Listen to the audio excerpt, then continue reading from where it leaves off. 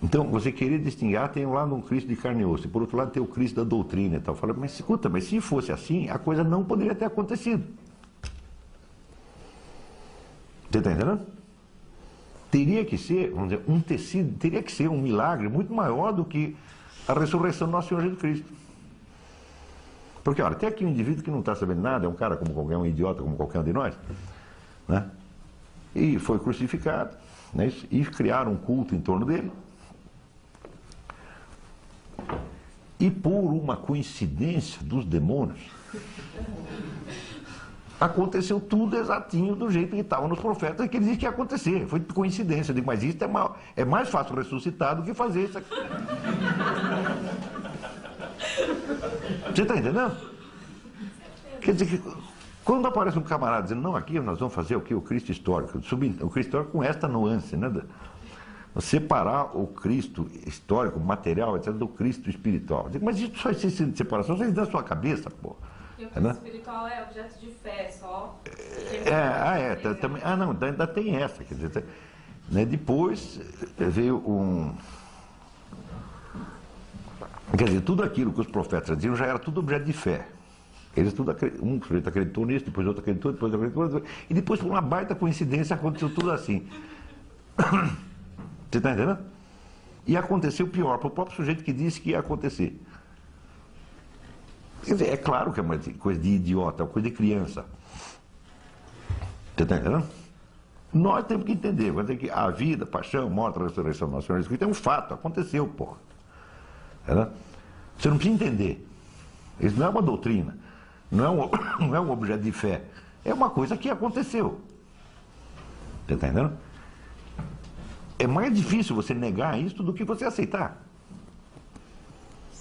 Sendo que para você negar, bom, se você nega que foi assim como ele mesmo disse que era, então é porque você tem uma outra explicação. Então você tem que me dizer que a sua explicação é melhor. Agora a sua explicação começa, tá certo? Por exigir que eu creia, tá certo? Num tecido de coincidências absolutamente impossível.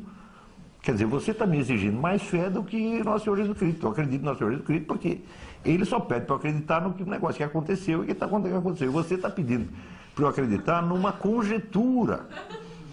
Está certo que é uma verdadeira loteria esportiva. Você está entendendo?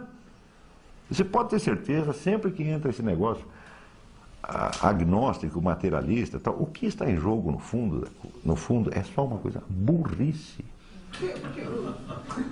Burrice mesmo, entendeu? Falta de inteligência. Você pode investigar num monte de coisa. O problema não é isso. Aqui tem uma história que é relatada, tá certo? Por testemunhas, tá certo? Que estiveram lá e que contam a coisa numa ordem que coincide exatamente com aquilo que esses profetas vinham dizendo desde 3.000 anos antes. Você está entendendo? Oi. Ademais, não, ainda teve que combinar com o leproso para ele curar. Você vai lá e finge que curou, tá, ou então você, pelo poder do pensamento positivo, quer dizer, eu vou acreditar que o pensamento positivo do leproso o curou? Eu com o pensamento positivo não curo um calo, não curo uma hemorroida, porra, né? Agora o leproso, que já está todo ferrado, de repente ele adquire esse poder miraculoso pelo pensamento positivo. Você está entendendo? Não tem, quer dizer, é um negócio tão rebuscado e tão artificioso que denota idiotice. Você está entendendo? Oi. Mas existe também a corrente mais hard que fala, não, que não é coincidência. Construíram a história para parecer que... Isso, construíram, porque naquele tempo já existia agência de publicidade, tinha o Duda Mendonça, né? Eles forjaram provas pelo mundo inteiro. Ou seja, a técnica publicitária foi todinha inventada a partir do fim do século XIX. Não é isso? E mesmo assim, falhou. Tem um monte de campanha publicitária que falha. Você lança o produto vai para o brejo. Né?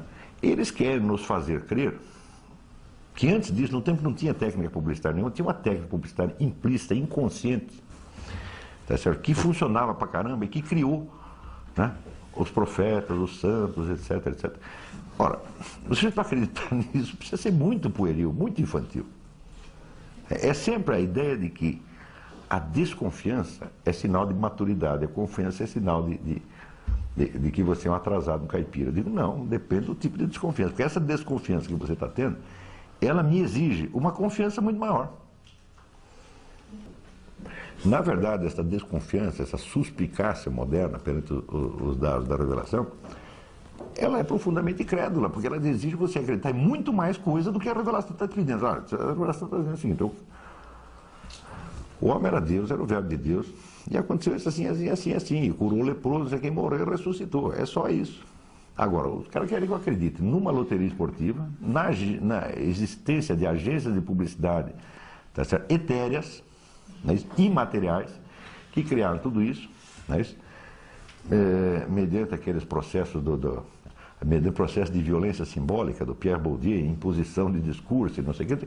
Escuta, peraí, você vê, como é que o Papa fazia para impor um discurso? Você pensa que tinha a Rede Globo Televisão, o Papa chegava lá e falava, 70% da audiência ouvia? Não, o Papa falava um negócio, para aquele negócio chegar nas igrejas, levava anos.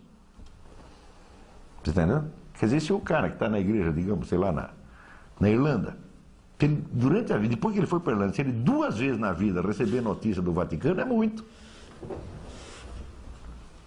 Você está entendendo? Então como é que podia haver violência simbólica aí? Então os caras estão pedindo, para não aceitar um dado miraculoso, pedem que a gente aceite um universo inteiro de suposições miraculosas. Então, até por uma questão de preguiça, eu prefiro ficar com a revelação mesmo. Não é um problema de fé, eu estou dizendo uma coisa científica, pô. Quando você não acredita em Deus, você acredita em tudo mais. Ele disse, desde de acreditar em Deus, não é que não acredita mais nada, acredita em tudo. Acredita em qual? História da carochinha, Papai Noel, entendeu?